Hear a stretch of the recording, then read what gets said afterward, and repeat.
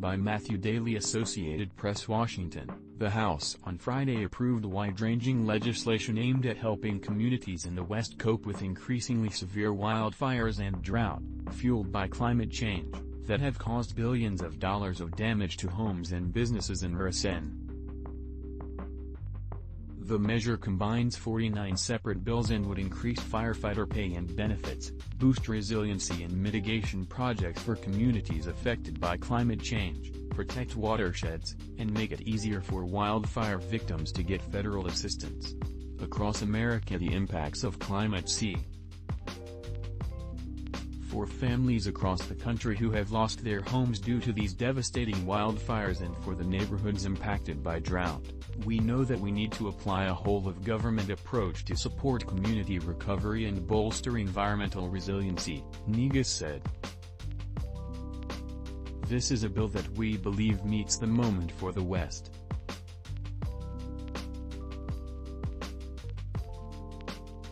The bill was approved, 218 to 199, as firefighters in California battled a blaze that forced evacuation of thousands of people near Yosemite National Park, and crews in North Texas sought to contain another fire. It now goes to the Senate. The bill's centerpiece would permanently boost pay and benefits for federal wildland firefighters. President Joe Biden signed a measure last month giving them a hefty raise for the next 2 years, a move that affects more than 16,000 firefighters and comes as much of the West braces for another difficult wildfire season. Pay raises for the federal firefighters had been included in last year's $1 trillion infrastructure bill, but the money was held up as federal agencies studied recruitment and retention data to decide where to deliver them. The raise approved by Biden was retroactive to October 1, 2021, and expires September 30, 2023. The House bill would make the pay raises permanent and sets minimum pay for federal wildland firefighters at $20 per hour, or nearly $42 a year. It also raises eligibility for hazardous duty pay and boosts mental health and other services for firefighters.